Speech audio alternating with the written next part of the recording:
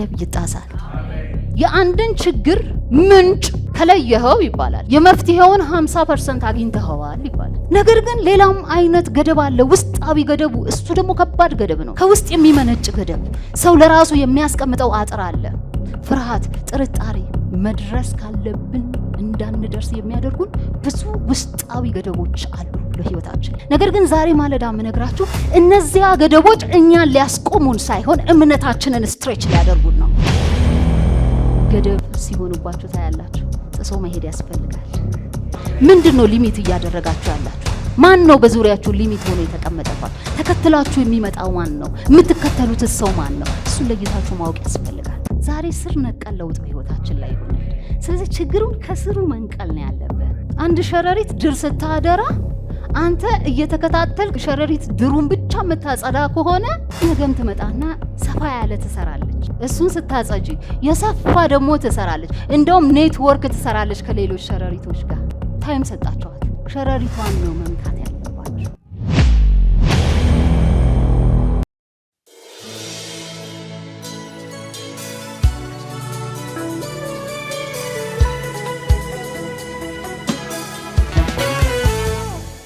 ገደብ ይጣሳል። በሰው ህይወት ውስጥ ብዙ አይነት ገደብ አለ። ሁሉም ገደብ መጥፎ አይደለም። አንዳንድ ገደቦች ጥሩ ናቸው በህይወታችን ላይ። ገደብ ባይኖር ወሰን ባይኖር ኖሮ ብዙ ነገር ይበላሽ ነበር በምድር ላይ። ሰው በምድር ላይ ሲኖር በአንድ ሀገር ውስጥ ሲኖር ለዛ ሀገር ህገ መንግስት ተገዝቶ ገደብ ተበጅቶለት ይኖራል። ያ ምድራዊ አሰራር ነው። በእግዚአብሔር መንግስት ውስጥም ገደብ አለ። አንድ ክርስቲያን ሊመላለስበት የሚገባ ባውንደሪ አለ። ዛሬ ግን የምናገረው እሱን ገደብ አይደለም። ዛሬ በህይወታችሁ ላይ እንደ አጥር ሆኖ እንዳታድጉ፣ እንዳትወጡ፣ እንዳትሰፉ፣ እንዳትለመልሙ፣ እንዳትፈወሱ፣ እንዳትለወጡ የሚያደርጋችሁን ገደብ ግን ይሰብራል። ዛሬ መንፈስ ቅዱስ ይሰብራል። ይሄ ገደብ ጎጂ ገደብ ነው። ከህይወታችሁ ላይ ሊነቀል ይገባል። ክብር ለእግዚአብሔር ይሁን። ስለዚህ ገደብን መስበር ወይም ገደብን ጥሶ መሄድ በሚል ቃል አካፍላችኋለሁ። ልብ ብላችሁኝ ስሙ። እውነተኛ የእግዚአብሔር መንፈስ በዚህ አለ። የሚለውጥ የሚቀይር የእግዚአብሔር መንፈስ በዚህ አለ። በእምነት ልባችሁን ከፍታችሁ ስሙኝ። እውነቴን ነው የምላችሁ፣ የሆነ ነገራችሁ ተለውጦ ትወጣላችሁ በዚህ። ስለዚህ እንደነገርኳችሁ በሰው ህይወት መንገድ ላይ ብዙ ውጫዊ ገደቦች አሉ፣ ውስጣዊ ገደቦችም አሉ። ውጫዊ ገደቦች በዙሪያችን ያሉ ሁኔታዎች ሊሆኑ ይችላሉ። የኢኮኖሚው ስታተስ ሊሆን ይችላል። አንተ ያለህበት የቤተሰብ ኢኮኖሚክ ስታተስ፣ የመጣህበት ቤተሰብ ኢኮኖሚ ስታተስ። አንዳንድ ሰዎችን እኔ ከደሃ ቤተሰብ ነው የመጣሁት ስለዚህ ዲስአድቫንቴጅድ ነኝ ብለው ራሳቸውን ይቆጥራሉ። የማይለወጡ ይመስላቸዋል። ከደሃ ቤተሰብ መምጣት እኮ ዘላለማዊነት አይደለም፣ ዘላለም አይደለም፣ ይቀየራል። ብዙዎች ከትንሽ ህይወት ተነስተው ትልቅ ደረጃ የደረሱ ሰዎች አሉ። ነገር ግን አንዳንድ ጊዜ ሰዎች ገደብ በህይወታቸው ላይ ሲያስቀምጡ እኔ የመጣሁት ከአናሳ ቤተሰብ ነው፣ እኔ ከዝቅተኛ ህይወት ከዝቅተኛ የኑሮ ደረጃ ካለው ቤተሰብ ነው የመጣሁት፣ ለዚህ በህይወት ብዙ ጥሼ መሄድ አልቻልኩም፣ እንደነ ከሌ መሆን አልቻልኩም፣ ከሌ ጓደኛ የደረሰችበት ልደርስ አልቻልኩም ብለው ይናገራሉ። ወሰን ገደብ ያስቀምጣሉ። ሌሎች ሰዎች በህይወታችን ላይ ገደብ ይሆኑብናል፣ ወሰን ይሰሩልናል ብዙ እንዳንንቀሳቀስ። ሎጥ ለአብርሃም ገደብ ሰርቶለት ነበረ፣ ወስኖት ነበረ። መሄድ ባለበት ደረጃ እንዳይሄድ ወሰን አስቀምጦለት ነበር፣ ገደብ አስቀምጦለት ነበር። አንዳንድ ጊዜ በህይወታችን ዝም ብለን የምንከተላቸው ሰዎች አሉ፣ ወይ የሚከተሉን ሰዎች በህይወታችን ገደብ ይሆናሉ፣ ወሰን ይሰሩልናል፣ ብዙ እንዳንሄድ ያደርጉናል። አንዳንድ ጊዜ ብቻችንን እንፈጥናለን፣ ከሰዎች ጋር ሳይሆን ብቻችንን እንፈጥናለን። በእርግጥ አንድ አባባል አለ፣ ረጅም ርቀት መሄድ የምትፈልግ ከሆነ አብረ ተጓዝ ይባላል። ፈጥና መሄድ የምትፈልግ ከሆነ ግን ብቻህን ሂድ። ነገር ግን ልላችሁ የምፈልገው ምንድነው፣ ውጫዊ ገደብን ስንመለከት አንዳንድ ጊዜ ከኛ ህይወት ውጭ የሆኑ ሰዎች፣ ዘመዶቻችን፣ ጓደኞቻችን፣ በሩቅም በቅርብም የምናውቃቸው ሰዎች በእኛ ህይወት ላይ ኢንፍሉዌንስ ሊኖራቸው ይችላል፣ ተጽዕኖ ሊኖራቸው ይችላል። ሲስተም፣ ስርዓት፣ ወግ፣ ባህል በሙሉ እነዚህ ገደብን ያስቀምጣሉ በአንድ ሰው ህይወት ውስጥ። ኢንፋክት የሰው ልጅ ሲኖር የሆነ ባህል ወይም በሆነ ስርዓት አጥር ውስጥ ነው የሚኖረው። ስናውቅም ሳናውቅም ከተወለድንበት ጊዜ ጀምሮ ከወላጆቻችን የወረስናቸው የመጣናቸው ባህሎች፣ ስርዓቶች አሉ። እነሱ በህይወታችን ላይ የሆነ እንዴት አክት ማድረግ እንዳለብን፣ እንዴት መኖር እንዳለብን ገደብን ያስቀምጡልናል። ነገር ግን ሌላም አይነት ገደብ አለ፣ ውስጣዊ ገደቡ። እሱ ደግሞ ከባድ ገደብ ነው። ከውስጥ የሚመነጭ ገደብ፣ ሰው ለራሱ የሚያስቀምጠው አጥር አለ። ፍርሃት፣ ጥርጣሬ፣ ብዙ ርቀት እንዳንሄድ የሚያደርጉን በውስጣችን ያሉ በስሜት የሚንጸባረቁ በስሜት የሚታዩ ነገሮች ናቸው። ለራሳችን ያለን ዝቅተኛ አመለካከት ሊገድበን ይችላል።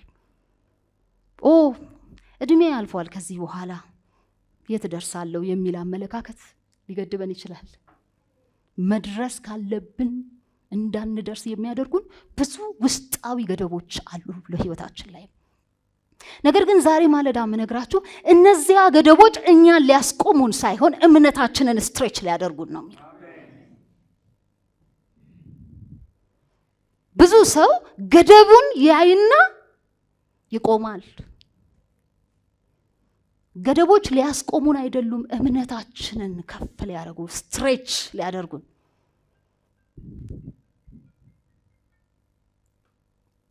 ለዛ ነው ያሉት አንዳንድ ገደቦች። ስለዚህ ዛሬ ያልተገባቸው ገደቦች፣ ፖዚሽን የያዙ ገደቦች በህይወታችን ላይ ይነሳሉ።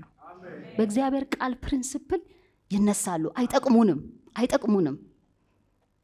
የእግዚአብሔር ሐሳብ ለኛ እንድንበዛ ነው፣ ስትሬች እንድናረግ ነው፣ ኢንላርጅ እንድናረግ ነው። ምን ብያለሁ ከዚህ በፊት? እግዚአብሔር በእያንዳንዱ ሰው ውስጥ የግሬትነስን የታላቅነትን ዘር አስቀምጧል። ያ የታላቅነት ዘር እንዲያፈራ የእግዚአብሔር ሐሳብ ነው። ስለዚህ ወደ እግዚአብሔር ቃል ልሰዳችሁና በዮሐንስ ወንጌል 10:10 ላይ ያለውን ቃል አንብቡ። እንደዚህ ይላል ዮሐንስ ወንጌል 10:10 ላይ ሌባው ሊሰርቅ፣ ሊገድል፣ ሊያጠፋ ብቻ ይመጣል። ሌባው ሊሰርቅ፣ ሊገድልና ሊያጠፋ ብቻ ይመጣል። እኔ ግን ሕይወት እንዲኖራቸውና እንዲትረፈረፍላቸው መጥቻለሁ። ይሄንን ያለው ማን ነው? ኢየሱስ ነው ያለው። እኔ ግን ሕይወት እንዲበዛላቸውና እንዲትረፈረፍላቸው። አያችሁ፣ እግዚአብሔር ላንተ፣ ለኔ፣ ላንቺ የሚፈልገው ሕይወት የተትረፈረፈ ሕይወት ነው። ገደብ የሌለው ሕይወት ማለት ነው። ገደብ የሌለው ሕይወት፣ የሚበዛ ሕይወት፣ የሚትረፈረፍ ሕይወት፣ ለሌሎች የሚተርፍ ሕይወትን እግዚአብሔር ላንተ ይፈልጋል፣ ላንቺ ይፈልጋል። ይሄ የእግዚአብሔር ሐሳብ ነው። ስለዚህ ቅድም መግቢያ ላይ እንዳልኩት ውስጣዊም የሆኑ ውጫዊ ገደቦች በሰው ሕይወት ላይ ይህን የተትረፈረፈ በክርስቶስ ኢየሱስ ያገኘነውን የተትረፈረፈ ሕይወት ኤክስፒሪየንስ እንዳናደርግና እንዳንገናኘው የሚገድበን ከሆነ ምን እናደርግ? እኔ ዝም ብዬ በቃ ይሄ ቃል ተነግሮባቸዋል፣ እናንተ ላይ ለተትረፈረፈ ሕይወት ተጠርታችኋል ብያችሁ ብሄድ እንዴት አድርጌ ይሄ የስ ቃሉ ልክ ነሽ፣ ቃሉ ይሰራል አውቃለሁ፣ ግን ምን አይነት ህግጋቶች ወይም ምን አይነት መርሆች በህይወቴ ላይ አፕላይ ባደርግ ነው ወደዛ መድረስ የምችለው ብላችሁ ልትጠይቁ ትችላላችሁ። ምክንያቱም እግዚአብሔር የመርህ አምላክ ስለሆነ፣ እግዚአብሔር የፕሪንሲፕል አምላክ ስለሆነ የትኛውም ትንቢታዊ ቃል ወደ እናንተ ሲመጣ ፍሬ እንዲያፈራ ያንን ፕሪንሲፕል ተከትላችሁ መራመድ ይኖርባችኋል። አያችሁ፣ ዛሬ ብዙ ሰዎች የሚሸወዱት የሄዱና አንድ ነብይ ተነብይላቸዋል፣ በቃ that's the end of the world ለነሱ። ቃሉን ጠብቀ ፍሬ እንዲያፈራ የእግዚአብሔርን ህግ፣ የእግዚአብሔርን ቃል ዕለት ልትተገብረው ይገባል። በእምነት ያልተገለጠ እርምጃ፣ በእምነት ያልተገለጠ ተግባር፣ እንደ እግዚአብሔር ሐሳብና ዓላማ ያልሆነ ልምምድ የተነገረህን ቃል ወደ ገሃዱ ዓለም አያመጣው። የተነገረብሽ የትኛውም ትንቢታዊ ቃል ፍሬ እንዲያፈራና በህይወትሽ ላይ እንዲገለጥ you have to follow certain principles ፕሪንሲፕሎችን የእግዚአብሔርን ፕሪንሲፕሎች መከተል ያስፈልጋል። እግዚአብሔር የተናገረውን የሚፈጽም አምላክ ነው። ይሄን አትጠራጠሩ። እግዚአብሔር በህይወታችሁ የተናገረው ነገር አንዳች ሳይቀር ይፈጸማል። አንዳች ሳይቀር ይፈጸማል። ነገር ግን ብዙዎቻችን ያ ወደ ፍጻሜ እንዳይመጣ ቀኑን እናስረዝመዋለን፣ ጊዜ እንወስዳለን። ለምን? ከእግዚአብሔር ሐሳብና ዓላማ እኩል መራመድ ስለማንችል ወይ እንፈጥናለን ወይ እንዘገያለን። ዛሬ በእውቀት መውጣት ይሆንልናል። ተረድተን ይሄን ፕሪንሲፕል መውጣት ይሆንልናል። እግዚአብሔር በእኛ ህይወት ላይ የተናገረው ነገር እንዲፈጸም ይሄን ማድረግ ይኖርብናል ዛሬ። ክብር ለእግዚአብሔር ይሁን። ስለዚህ ምን ከተላቸው እነዚህ መጽሐፍ ቅዱሳዊ መርሆች ምንድናቸው? ገደብ በህይወታችን ላይ ያለ፣ ገደብ በህይወትሽ ላይ ያለ፣ የሚያስጨንቅ ገደብ አታልፍም ያለ ዛሬ ያን ገደብ የምታልፊበትን ፕሪንሲፕል ዛሬ በእግዚአብሔር መንፈስ አሳያችኋለሁ። አንደኛ ገደብን ለመስበር በህይወታችሁ ላይ የትኛውም ገደብ you name it የትኛውንም ገደብ በህይወታችሁ ላይ የወሰናችሁን ሊሚቴሽን የተሆነ ነገር በህይወታችሁ ላይ ለመስበር አስቀድማችሁ የዛን ነገር ምንጭ ማወቅ ይጠበቅባችኋል። ከየት መጣ ያ ገደብ? የአንድን ችግር ምንጭ ከለየኸው ይባላል የመፍትሄውን 50% አግኝተኸዋል ይባላል። የትኛውንም ችግር ለመፍታት በህይወት ላይ ያለ የትኛውንም ችግር ለመፍታት ምንጩን ማወቅ አለብህ። ከሶርሱ ጋር ነው ጉዳይ ካንተ። አለበለዚያ ይሄ ፋየር ፋይቲንግ ዝም ብሎ ልፋት ነው የሚሆነው። በህይወት ይከፈታል፣ ትደፍናለህ፣ ቀዳዳውን ስደፍኝ ዘመንሽ ያልቃል። ዛሬ ስር ነቀል ለውጥ በህይወታችን ላይ ይሆናል። ስለዚህ ችግሩን ከስሩ መንቀል ነው ያለብህ። አንድ ሸረሪት ድር ስታደራ አንተ እየተከታተልክ ሸረሪት ድሩን ብቻ መታጸዳ ከሆነ ነገም ትመጣና ሰፋ ያለ ትሰራለች። እሱን ስታጸጂ የሰፋ ደግሞ ትሰራለች። እንደውም ኔትወርክ ትሰራለች ከሌሎች ሸረሪቶች ጋር። ታይም ሰጣችኋት። ሸረሪቷን ነው መምታት ያለባችሁ። ከዛ በኋላ ድሩ ያቆማል። ችግርን ከምንጩ ፍቱት፣ ከስሩ ንቀሉት። የችግርህን ምንጭ ፈልገህ እዛ ጋር ነው ማድረቅ ያለብህ። ስለዚህ ይሄ ሊሚቴሽን በህይወትህ ላይ ሊሚቴሽኑ በህይወትሽ ላይ ከየት መጣ? ምንጩ ምንድን ነው? ምሳሌ 23:7 ላይ የእግዚአብሔር ቃል እንደዚህ ይላል፣ በልቡ እንዳሰበ እንዲሁ ነውና ይላል። ሰው በልቡ እንዳሰበ እንደዚሁ ነው። የምታስበው እንደምትሆነው። ይሄን በጣም ብዙ ጊዜ በሰፊው የምናገረው ሐሳብ ነው። ምክንያቱም በጣም ክሪቲካል ነው ለክርስቲያን ህይወት። የምናስበው ነገር ወደ ገሃዱ ዓለም መገለጡ አይቀርም። የሆነ ጊዜ ነው የሚጠብቀው። ደጋግመሽ በህይወትሽ የምታስቢውን ነገር ትሆኚዋለሽ። የሆነ ጊዜ ሆነሽ ታገኘዋለሽ። ስለዚህ የብዙ ሰዎች ዛሬ ገደብ ሊሚቴሽን ሆኖ በህይወታቸው ላይ የተቀመጠው ነገር የራሳቸው አስተሳሰብ ነው። የራሳቸው አመለካከት ስለራሳቸው ወይ ስለሆነ ሁኔታ ያላቸው አመለካከት ገድቧቸዋል። ያ አመለካከት ካልተነቀለ ድረስ ያ ሊሚቴሽን በህይወታቸው ላይ ይቀጥላል። ሌሎች ነገሮችን በማድረግ ሊሚቴሽኑን ልታስቆሙት አትችሉም፣ ወይም ልታነሱት ከህይወታችሁ ላይ አትችሉም። አንሌስ ያ የገደባችሁ አመለካከት ከህይወታችሁ ላይ እስካልተነቀለ ድረስ። ብዙ ሰዎች ዛሬ ለሆነ ነገር ባላቸው አመለካከት ላይ እስረኛ ሆነው ተቀምጠዋል። ባህላቸው፣ እምነታቸው ይዟቸው አስሯቸው ለዛ ባህል፣ ለዛ አመለካከት፣ ለዛ ሃይማኖት ላሉት ነገር ያላቸው አመለካከት ከፍ ያለ አመለካከት ሊሆን ይችላል አስሮ አስቀምጧቸዋል። ብዙ ሰዎች ብዙ መሄድ ያልቻሉ በህይወታቸው እግዚአብሔር በህይወታቸው ትልቅ ደስቲኒ አይቶላቸው በእነሱና በደስቲኒያቸው መካከል ያ አመለካከታቸው ቆሟል። እሱን አልፈው መሄድ አልቻሉም።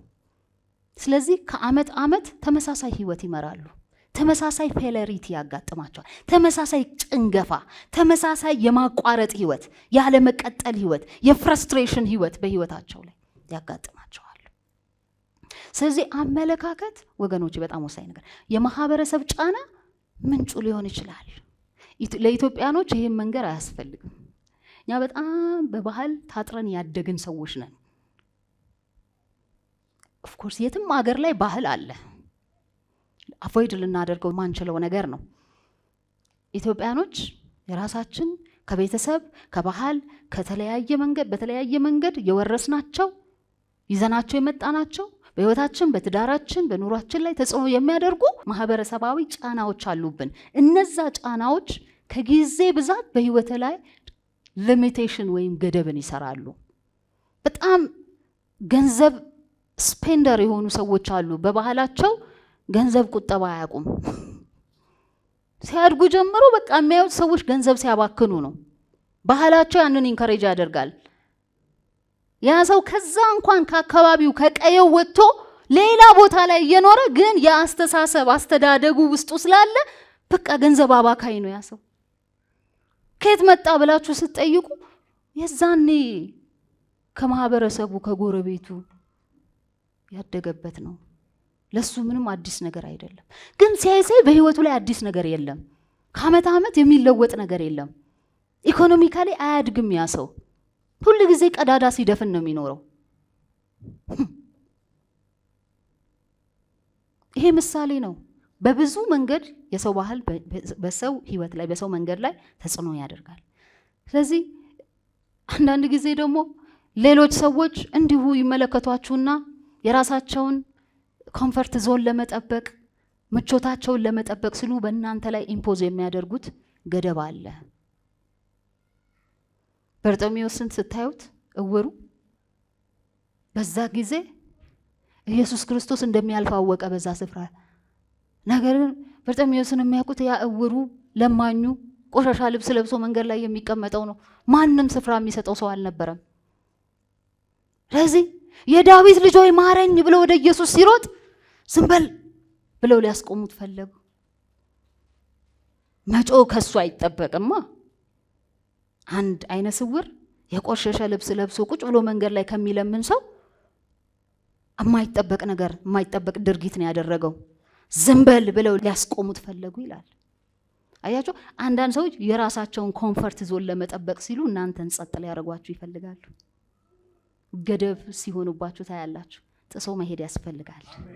በዚህ ማለዳ ጥሶ መሄድ ያስፈልጋል። ምንድነው ሊሚት እያደረጋችሁ ያላችሁት? ማን ነው በዙሪያችሁ ሊሚት ሆኖ የተቀመጠባችሁ? ተከትላችሁ የሚመጣው ማን ነው? የምትከተሉት ሰው ማን ነው? እሱን ለይታችሁ ማወቅ ያስፈልጋል።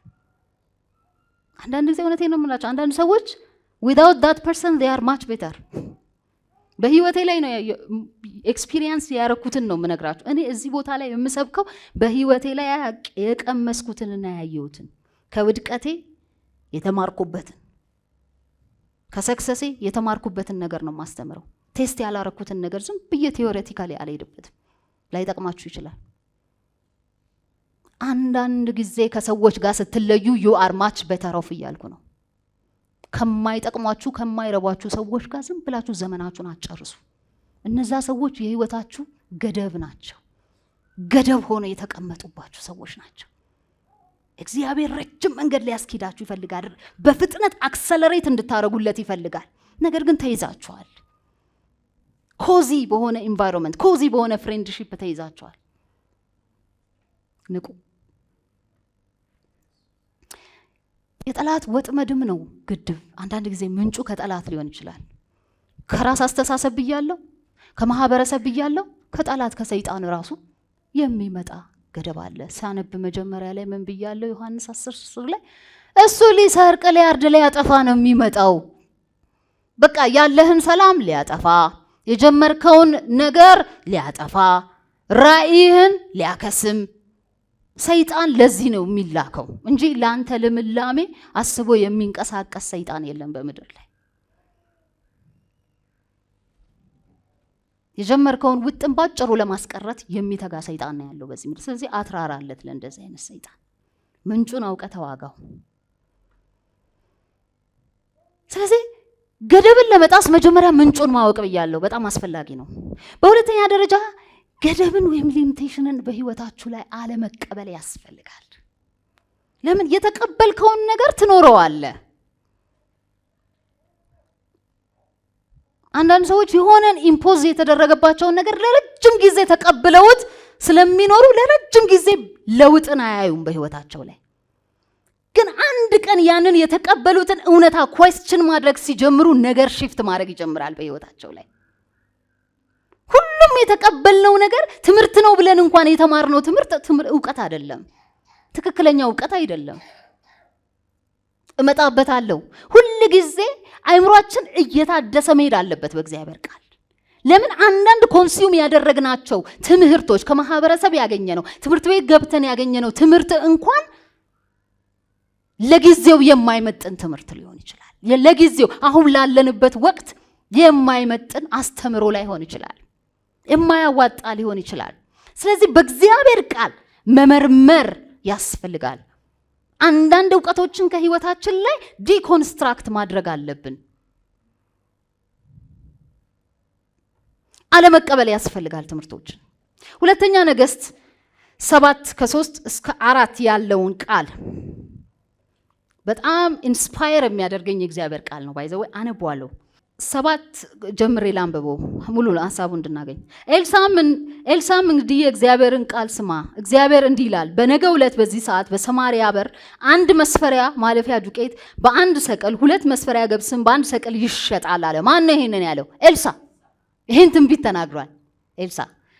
ንጉሱ ይላል በክንዱ ላይ የተደገፈውም የጦር አለቃ የእግዚአብሔርን ሰው እንዲያው ለመሆኑ እግዚአብሔር የሰማያትን መስኮት ቢከፍት እንኳን ይህ ሊሆን ይችላልን ብሎ ተጠራጠረ ይላል ሲል ጠየቀው። ኤልሳም ይህን አንተው ራስህ በዓይንህ ታየዋለህ አለው ንጉሱ።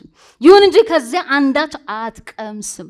ከዛስ በጣም ኢንትረስቲንግ የሆነው ስቶሪ ከዚህ በኋላ ያለው ነው። በዚህ ጊዜ የሚያሰቅቅ የቆዳ በሽታ ወይም ለምጻሞች የሚሏቸው በመጽሐፍ ቅዱስ አጠራር፣ በዚህ ጊዜ የሚያሰቅቅ የቆዳ በሽታ የያዛቸው 4 ሰዎች በከተማይቱ መግቢያ በር አጠገብ ነበሩ። እነዚህ ሰዎች በከተማይቱ በር አጠገብ ነበሩ። እነርሱም እርስ በራሳቸው እንዲህ ተባባሉ፣ እስክንሞት ድረስ በዚህ የምንቆየው ለምንድን ነው? ታዲያ ወደ ከተማይቱ እንግባ ብንል በዚያም ራብ ስላለ እንሞታለን። በዚሁም ብንሆን ያው መሞታችን እንዲሁ አልቀረም። ስለዚህ ወደ ሶርያኑ ሰፈር ዝም ብለን እንሂድ። ዝም ካሉን ሕይወታችን ትተርፋለች፣ ከገደሉንም ያው ሞቶ መገላገል ነው ብለው ተናገሩ ይላል። ከዛ በኋላ ያለውን ታሪክ እናንተ ጨርሱት። ገቡ። ምን ያህል ሰክሰስ እንዳገኛቸው ታውቃላችሁ። በሙሉ ሶርያውያን እግዚአብሔር እግራቸውን ኮቴ ስላከበደ እነዚህ ለምጻሞች ጥለው ዕቃቸውን ሁሉ ጥለው ብራቸውን፣ ወርቃቸውን፣ ምግባቸውን ጥለው ሸሹ ከከተማው ይላል። እነዛ ለምጻሞች ገብተው በዘበዙ፣ ለሌሎች የመትረፍረፍ ምክንያት ሆኑ ነው የሚለው። ነገር ግን ሉክ በሰማርያ ላይ ከባድ ረሃብ ነበረ። ሰዎች ልጆቻቸውን እስኪበሉ ድረስ በጣም አሰቃቂ ረሃብ የነበረበት ጊዜ ነበረ። እነዚህ ግን የሚያሰቅቅ የቆዳ በሽታ ያለባቸው ሰዎች ይላል። እንግዲህ በዛን ጊዜ ለምጻሞች ይላል በሌላ መጽሐፍ ቅዱስ ላይ። እነዚህ ሰዎች ማንም ያላየው እይታን የተገጠመላቸው። እዚህ ብንቆይ ረሃቡ ይገለናል እናውቃለን። እዛም ብንሄድ ወይ ይምሩናል ወይ እንሞታለን። ስለዚህ አሉ መንቀሳቀስ ይሻላል። አንዳንዴ ፈረንጆቹ ምን ይሉታል? the benefit of the doubt ስጡት ይባላል። አንድ ጉዳይ እንደው ትንሽ small window of opportunity ሊኖር ይችላል። ምናልባት የምንላት ነገር ማለት ነው በአማርኛችን። ምናልባት እዚህ ሆነን ከምንሞት በረሃብ let's start moving walking ወደ ሶርያውያን ምድር ጉዞ እንጀምር። we never know what's going to happen።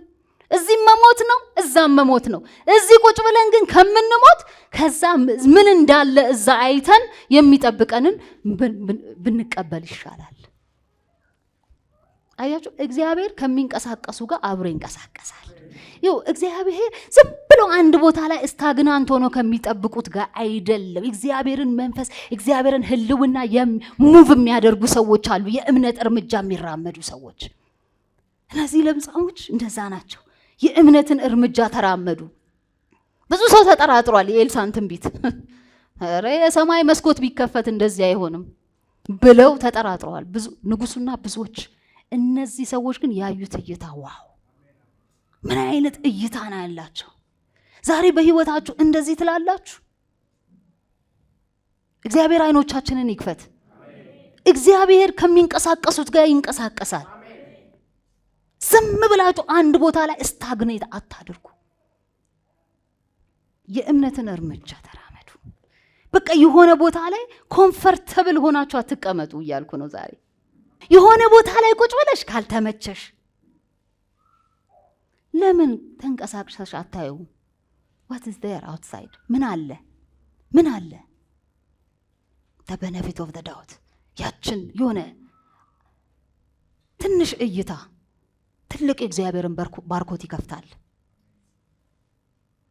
ትንሽ ካስተሳሰባችን ፈቀቅ ስንል እግዚአብሔር የሚያሳየን ነገር አለ። አንድ ቦታ የተቀመጥን ጊዜ ግን ብዙ ነገር ሚስ እናደርጋለን። ነገሮች ሁሉ በፍጥነት እየተቀየሩ ባሉበት በዚህ ዘመን አብረው የሚፈጥኑ ሰዎች ያስፈልጋሉ። ከነገሩ ጋር አብረው ሙቭ የሚያደርጉ ሰዎችን እግዚአብሔር ይፈልጋል። አያዋጣም ወገኖች አንድ ቦታ ላይ መቀመጥ። በህይወታችሁ ላይ አንድ ስፍራ ላይ ከአመት ዓመት አንድ ስፍራ do one thing different በየአመቱ ኢንከሬጅ አረጋችኋለሁ። እስቲ 2018 ላይ 2017 ያላደረጋችሁትን አንድ አዲስ ነገር ለራሳችሁ ኮሚት አድርጉ። አዲስ ነገር ለመስራት በህይወታችሁ 2017 ላይ የፈራችሁት አይሆንም፣ አልችልም፣ እድሜ አይፈቅድም፣ ትምህርት ደረጃ አይፈቅድም ብላችሁ ድሮፕ ያደረጋችሁትን ነገር እድል ስጡት። 2018 ላይ እስቲ ትንሽ እድል ስጡት። the benefit of the doubt ስጡት። እግዚአብሔር ምን እንደሚሰራ በዛ ውስጥ ያላችሁ the moment እናንተ ያንን ብሎኬጅ ያንን ሊሚቴሽን ያንን ገደብ ሰብራችሁ እርምጃ መራመድ በጀመራችሁ ጊዜ የእግዚአብሔር ህልውና ከእናንተ ጋር ሙቭ ማድረግ ይጀምራል። ምክንያቱም እግዚአብሔር የልባችሁን አቲቲዩድ አይቷል። የወጣችሁት እግዚአብሔርን ታምናችሁ ነው። እግዚአብሔርን ሊሚቴሽን ከህይወቴ ላይ ይሰብራል፣ እኔ ግን በእምነት አንድ እርምጃ ወደፊት እራመዳለሁ ስትሉ እግዚአብሔር መንፈስ አብሮ ከእናንተ ጋር ሙቭ ያደርጋል። አካሄዳችሁን አረማመዳችሁን ሁሉ ያስተካክላል። አሁን ያላችሁበት ሁኔታ አንዳንዶቻችሁ አስጠልቷችኋል። ሙቭ ያላችሁበት ሁኔታ ስላስጠላችሁ ጥሩ ነው፣ እንኳን አስጠላችሁ። አንዳንዴ ካላስጠላችሁ እኮ አትንቀሳቀሱም። ኮምፈርት ዞን ኢዝ አ ኪለር። ስሎሊ ይገላል፣ ቀስ እያለ እየገዘገዘ ኮምፈርት ዞን። ከዛ ስትነቃ ዓለም ሌላ ቦታ ነች ያለችው። እንደዛ የሆነብን በህይወታችን ላይ ያለንበት ኮምፈርት ዞን ብለን ያስቀመጥነው ነገር ሊያስጠላን ይገባል። አት ሰም ፖይንት አዲስን ነገር የመናፈቅ ምክንያቱም እግዚአብሔር ማለዳ አዲስ ነው። እሱ እግዚአብሔር አዲስን ነገር ይወዳል። አዲስን ማድረግ ልማዱ ነው እግዚአብሔር። ስለዚህ በዛ መንገድ እግዚአብሔር ህይወታችንን እንዲቃኝ እንፍቀድለት። ነገሮችን በጣም ፐርፌክት እስኪሆኑላችሁ ድረስ አትጠብቁ። አንዳንድ እርምጃዎችን በህይወታችሁ ለመውሰድ ፐርፌክሽን ኔቨር ካምስ። ፐርፌክት የሚባል ነገር አንጻራዊ ነው። በምድር ላይ ምንም ነገር ፐርፌክት የለም። አንድን ነገር ከአንድ ነገር ጋር አወዳድረን ነው ይሄ የተሻለ ነው ምንለው።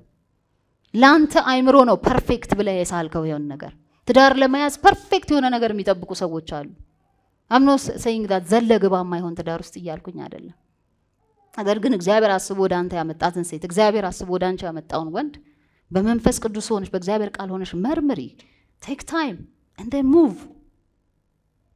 ዘላለም አትክረሙ። ከዛ በእግዚአብሔር ላይ ደግሞ አንደበታችንን እንከፍታለን ነገሮች አልሳካ ሲሉ just because we couldn't take that one step of faith። የእምነትን እርምጃ አንድ መውሰድ ስላቃተን በህይወታችን ላይ ስለዚህ መፍጠን ይኖርብናል ወገኖቼ። ሶስተኛው በህይወታችን ላይ ያሉ እንደ ገደብ ሆነው የተቀመጡ ለእድገታችን ጸር የሆኑ ነገሮችን የምንሰብርበት መንገድ አስተሳሰባችን ላይ በመስራት ነው። የአስተሳሰብ ገደብ በጣም አደገኛ ገደብ ነው። አደገኛ ሊሚቴሽን ነው። እሱ መሰበር አለበት። በዚህ ላይ በጣም ሰፊ ትምህርቶችን አስተምሬያለሁ። በዩቲዩብ ላይ ገብታችሁ ዶክተር መሳይ ከበደ በሚለው ዩቲዩብ ቻናሌ ላይ ገብታችሁ እዩ። ስለ አይምሮ መታደስ ያስተማርኩት ሰፊ ትምህርት አለ። የአስተሳሰብ ገደብ ከባድ በህይወታችን ላይ ማነቆ የሚሆን አንድ እርምጃ ወደ በህይወታችን ላይ እንዳንሻገር ኢምፕሩቭ እንዳናደርግ በህይወታችን ላይ አድቫንስመንት እንዳይታይ ፍሎሪሽ እንዳናደርግ የሚያደርገን እንቅፋት ነው። መሰበር አለበት። ለዛ ደግሞ በቂ የእግዚአብሔር ቃል አለልን ምሽግን የሚሰብር። ሃሌሉያ። ሮሜ 12:2 ላይ እንደዚህ ይላል የእግዚአብሔር ቃል፣ እግዚአብሔር ፈቃድ እርሱም በጎና ደስ የሚያሰኝ ፍጹም የሆነውን ነገር ምን እንደሆነ ፈትናችሁ ታውቁ ዘንድ በልባችሁ መታደስ ወይም በአእምሮአችሁ መታደስ ተለወጡ እንጂ ይህንን ዓለም አትምሰሉ። የእግዚአብሔር ፈቃድ በጎ ደስ የሚያሰኝ ነው። በጎና ደስ በሚያሰኝ በእግዚአብሔር ፈቃድ ውስጥ ስትመላለስ ፍሬያማ አለመሆን አትችልም። የእግዚአብሔር አስተሳሰብ ያለው ሰው በህይወቱ ላይ ፍሬያማ ነው። ባጭሩ እንደ እግዚአብሔር ማሰብ ይኖርብናል ወገኖቼ። ነውር አይደለም እንደ እግዚአብሔር ማሰብ፣ እግዚአብሔርን መሆን አይደለም። እንደ እግዚአብሔር እንድታስብ እግዚአብሔር ይፈልጋል። እግዚአብሔርን እንድትሆን ነው እግዚአብሔር የማይፈልገው። አልበዛ አንተ ጣዖት ትሆናለህ ማለት ነው በዚህ ምድር ላይ። እንደ እግዚአብሔር አምልኩ ይልትል ነው። እንደ እግዚአብሔር ግን የሆነ ቲንኪንግ ያስፈልገናል ማለት እንደ ቃሉ የሆነ አስተሳሰብ ማለት ነው። እንደ ቃሉ የሆነ አመለካከት በጣም ራሳችንን በዚህ በእግዚአብሔር ቃል አስተሳሰባችንን በእግዚአብሔር ቃል እየቃኘን እያሳደግን መሄድ እየተለወጥን ኦልድ አስተሳሰቦችንን ወደ ኋላ እየጣልን መሄድ ይጠበቅብናል በፍጥነት። በዚህ ዘመን ደግሞ በእግዚአብሔር ቃል ያልታደሰ አይምሮ ኦልድ አይምሮ ነው፣ ስታግኔት ያደረገ አይምሮ ነው። የነገን አይደለም የዛሬን አስተካክሎ ማየት አይችልም። የአይምሮ ነገን ተው፣ ዛሬን አስተካክለ ማየት አትችልም። ህይወትህን በትክክል መወጠንና ማሰብና ፕላን ማድረግ አትችልም። ቤተሰብህን ማስተዳደር አትችልም። ልጆችን በትክክል መምራት አትችልም። እንደ እግዚአብሔር ያልሆነ አስተሳሰብ ካለ በህይወት ላይ ስራህን በአግባቡ መስራት አትችልም። ስራ ቦታ ላይ ሄደ ካለቃ ጋር ተስማምተና ተግባብተ መስራት አትችልም። የታደሰ አይምሮ ግን ከሁሉ ጋር ሰላም ያደርጋል። ነገሮችን እንዴት ማሳለጥ እንዳለበት ይገባዋል። ስማርት ነው የታደሰ አይምሮ። በእግዚአብሔር ቃል የተቃኘ አይምሮ ስማርት አይምሮ ነው። ዘመኑን ቀድሞ የሄደ አይምሮ ነው።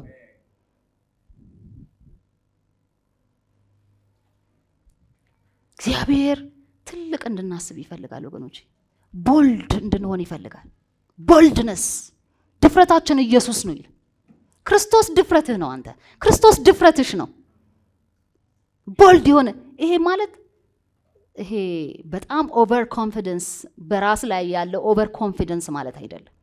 በእግዚአብሔር ላይ ያለ ሙሉ መተማመን። አንተ በእግዚአብሔር ላይ ሙሉ መተማመን ሲኖርህ ሰዎችን ታከብራለህ። ሃምብል ነው የምትሆነው። መስመርን ታውቃለህ። ባውንደሪን ታውቃለህ። የማይታለፍ መስመር አታልፍም። ከሰዎች ጋር ባለ ግንኙነት ሁሉ ጠንቃቃና ብልህ ነህ። ብዙዎቻችን ዛሬ በቤተ ክርስቲያን ውስጥ we don't know how to communicate with people። ይሄን በድፍረት ነው የምናገረው ወገኖቼ። እኔ I'm not talking to you አሁን ዳይሬክትሊ እናንተን አድሬስን ብቻ እያደረኩ ሳይሆን ይሄ ቪዲዮ ለሌሎች ለብዙዎች እንደሚደርስ ስለማቅ ማለት ነው። በአመራር ላይ ያሉ ሰዎች እንዴት ራሳቸውን ክሊርሊ ኤክስፕረስ ማድረግ እንዳለባቸው አያውቁም።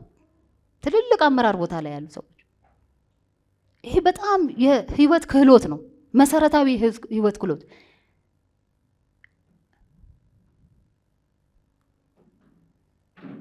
በዚህ ኤሪያ ላይ ልቀን በኤክሰለንስ መገለጥ ይኖርብናል። የእግዚአብሔር ልጆች ኤክሰለንስ በህይወታችን ላይ ሊገለጥ ይገባል። ኢትስ ቬሪ ኢምፖርታንት። ይሄ የሚመጣው ከታደሰ አይምሮ ነው። ከታደሰ አይምሮ አንዳንድ ሰዎች አይታችኋል። ድንገት መንገድ ላይ እየሄዳችሁ ወይም እየነዳችሁ የሆነ ቦታ እየሄዳችሁ ሲያንቋሽሿችሁ የሆነ ነገር ሲናገሯችሁ የስድብ ቃል የሚመስል ነገር ሲናገሯችሁ ውስጣችሁን ያስቆጣል አይደል? ውስጣችሁን ያሳዝናል። ካልታደሰ አይምሮ የሚወረወር ቃል እንደዛ ነው የሚያደርገው። ባልታደሰ አይምሮ ሰው አንደበቱን ሲከፍት it's very painful። አጥንትን ይሰብራል። እውነቴን ነው የምላችሁ። ያንዳንድ ሰው ንግግር አጥንት ይሰብራል። ያ ነገር ግን ለዛ ሰው ብቻ ለተነገረበት ሰው ብቻ አይደለም ሊሚቴሽን የሚሆነው፣ ለራሱ ያን ሰው ለዛ ለሚናገረው ሰው ትልቅ ሊሚቴሽን ነው የሚሆነው። ምክንያቱም ማንም ሰው ከእንዲህ አይነት ሰው ጋር አብሮ መራመድ አይፈልግም። አንድ እርምጃ መሄድ አይፈልግም። አብሮ መስራት አይፈልግም። አብሮ ህብረት ማድረግ አይፈልግም ከእንደዚህ አይነት ሰው። ስለዚህ ዛሬ የብዙዎቻችን ችግር በቤተ ክርስቲያን ውስጥ እንኳን ቁጭ ብለን በእግዚአብሔር ቃል አእምሯችንን ስላላደስን ከእግዚአብሔር ቃል ጋር ያለን ህብረት በጣም ሊሚትድ ስለሆነ አስተሳሰባችን በጣም እንጭጭ ነው። ልጅ ገና አላደግንም። አስተሳሰባችን በቃ ሊሚትድ ስለሆነ ከሰዎች ጋር we don't know how to communicate and how to interact በሰላም መኖር ይከብደናል። ሁሌ በቃ ውጊያ ነው ህይወታችን፣ ሁሌ ጦርነት ነው ህይወታችን። ስለዚህ ይሄ መሰራት አለበት በህይወታችን ላይ። ስለዚህ ትልቁ እክል ምን ላይ ነው? አስተሳሰባችን ላይ ነው ያለው። ዛሬ በኢየሱስ ክርስቶስ የትኛውም ገደብ ያስተሳሰብ ገደብ ከህይወታችን ላይ ይነቀላል፣ ከህይወታችን ላይ ይሰበራል። እኛ የሰላም ሰዎች ነን። ካንደበታችን ሰላም ይወጣል። ሰላም በቃ ኮንታጂዮስ የሆነ ሰላም። እውነቴን ነው የምላችሁ፣ በጣም ብዙ ስራ በአንደበት ይሰራል። ብዙ ያልተማሩ ሰዎች፣ ፊደል ያልቆጠሩ ሰዎች፣ ምክንያቱም ሰው ሰላም ሲሉ ለጥ ብለው ሰላም ስለሚሉና ፈገግታቸው ራሱ ስለሚማርክ ያሰቡበት ይደርሳሉ በፍጥነት። አንዳንድ ጊዜ ኢትስ ኖት ኒውክሊየር ሳይንስ አይደለም ህይወት። እኔ ይሄ ሁሉ ዲግሪ ኖሮኝ እሱ እንዴት አልፎ በምን ጋር ተሽሎክልኮ ዘመድ ስላለው ነው እንላለን። አይደለም ወገኔ፣ አንዳንዴ አይደለም there is some magic in him. he knows how to treat people. አስተሳሰቡ ተቃኝቷል እንደ እግዚአብሔር ቃል። ይሄ እንግዲህ መሰረታዊ ክርስትና ትምህርት ነው። አንዳንዶቻችሁ ከኔ በተሻለ ታውቁታላችሁ። መሰረታዊ ትምህርት ግን በጊዜ ሂደት ይሄን ቫልዩ ትተነዋል።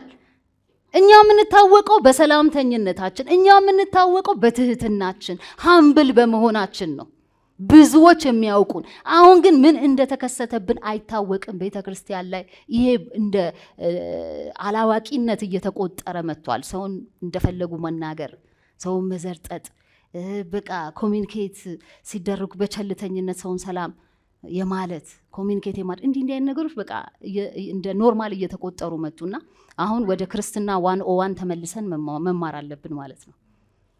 እግዚአብሔር መንፈስ እንግዲህ ተናገር ያለኝን እናገራለሁ፣ እኔም መታረም ሲኖርብኝ እታረማለሁ። ትክክለኛ አካሄድ ላይ ካለው ራሴን ቆም ብዬ መረምራለሁ። አንድ ሰው ኔጌቲቭሊ ሪስፖንድ ሲያደርግ ለኔ ለምን አደረገ ብዬ መጀመሪያ ራሴን ጣቴን ወደ ራሴ መጠቆም እፈልጋለሁ። ሜቢ አካሄዴ ልክ አልነበረም፣ አነጋገሬ ልክ አልነበረም። ስለዚህ በዛ መንገድ ራሳችንን እያረምን እንሄዳለን። እግዚአብሔር ይረዳናል። በተግባር የታገዘ እምነት በጣም ወሳኝ ነው ገደብን ለመስበር። ተናግሬ ያለው ይሄን ብዙ አልደግመውም። በተግባር የታገዘ እምነት፣ ፌስፉል የሆነ እርምጃ፣ በፌዝ የሆነ በእምነት የሆነ እርምጃ በህይወታችን ላይ በጣም አስፈላጊ ነው። ብዙዎቻችን ገደቦችን መስበር በህይወታችን ላይ እንፈልጋለን። ሊሚት ያደረገንን ነገር፣ የያዘንን ነገር ጥለን ወደፊት መራመድ እንፈልጋለን። ነገር ግን ሁሌ ስለዛ ተራራ፣ ሁሌ ስለዛ ችግር ከማሰብ ውጪ የምንወስደው አንድ እርምጃ የለም።